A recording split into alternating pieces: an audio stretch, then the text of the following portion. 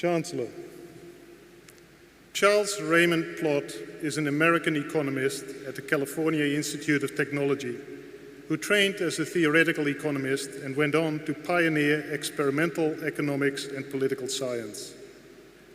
Charles' work has had tremendous impact in industry and policy applications. His experimental work was key for the success of the first set of electromagnetic spectrum auctions in the USA. He also proposed a structure for carbon emission markets for the Kyoto Protocol. Charles has contributed immensely to policy implementation in Australia, especially in Victoria. In collaboration with the Centre for Market Design in the Faculty of Business and Economics, he introduced evidence-based economic policy with applications such as taxi license allocations, native forests lumber extraction, medical panel assignment, and many others. The latest of this research focuses on a sophisticated matching mechanism to transport handicapped children back and forth to school in the Geelong School District. Charles Plott is a world-leading experimental scientist who will continue to advocate and champion experimental methods for policy settings and market design. Chancellor, I present to you Professor Charles Raymond Plott for admission to the degree of Doctor of Commerce, honoris causa.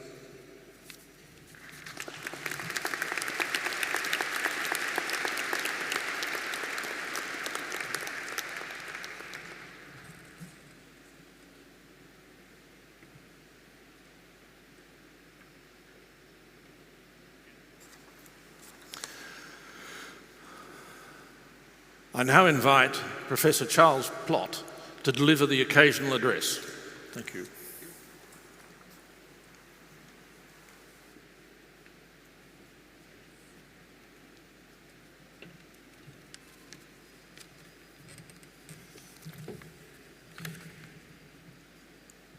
Chancellor Myers, Vice Chairman, Chancellor Bicycle, Deans, faculty, honored guests, students, and friends.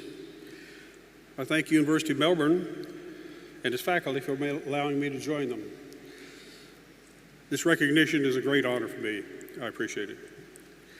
When asked about thoughts that might be useful to a graduating class, three perspectives, brief perspectives, came to me. The first is a comment from a major professor. I was fuming because my very first submission for publication had been rejected. I was struggling with the options. Should I argue with the editor? Should I submit to a different journal? Should I abandon the topic and do something else, as the referees suggested? What should it be? Should it be fight or flight?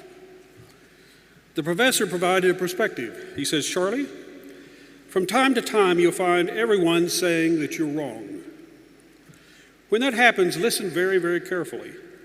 Don't dismiss them as stupid or biased. Groups and scholars frequently find things that you don't see, so try to understand it from their point of view. If, after you study it carefully, you find that they're wrong and you're right, stick to your position. Don't yield to criticism that you know for a fact is wrong. Times like that, as it turns out, are your most creative moments. The professor was right. I've had this experience many times. Many thinkers that I know have had similar experience. This professor, by the way, went on to win a Nobel Prize. He's a very great man. The second is a perspective that I pass along to my students. The students fret and worry about their projects, their experiments. They seem to have absolutely no good options. As a matter of fact, every option they see is bad. I have a very simple recommendation. Just decide. Just decide. The fact that you're going to be wrong is almost unavoidable. Hindsight is 20/20. You'll always regret it. Just be aware that that's going to happen and decide. The most serious mistake you could make is sit around and do nothing under indecision. The third perspective applies as students try to find a niche, a specialization, a thing to do in life. We all meet people who are better than us. All of us meet that. They're rich with skills. They have capacities to do anything they want or anything they decide to do. Almost certainly you've met such people, better at mathematics, better at programming, better at anything. There's always somebody who's just better at you than what you can do. How can you proceed when you're surrounded by such people? My profession, economics, provides an insight. It points to the fact that everyone, even these skilled people, have limited time and some limited resources. These people might be tops at any one thing they decide to do. But if they try to do many things, they're going to fail. The competition they face forces them to specialize. So if this clever person is good at A and B, and you could do either, but not as well as that person, if that person does A, you do B. Look around for what that person doesn't do to see if you have an opportunity. Now, economists call this a principle. It's called the law of comparative advantage. It says that things specialize in nature, in humans, and in business.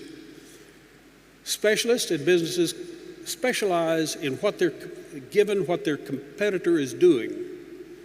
So you sidestep the competitor and do what you can do really well. So my advice to this perspective is for you to look for your comparative advantage. Once you find it, develop it with care.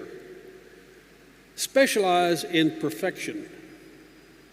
Don't be worried because someone else might do something better than you. You just do your thing and be proud of it. Thank you.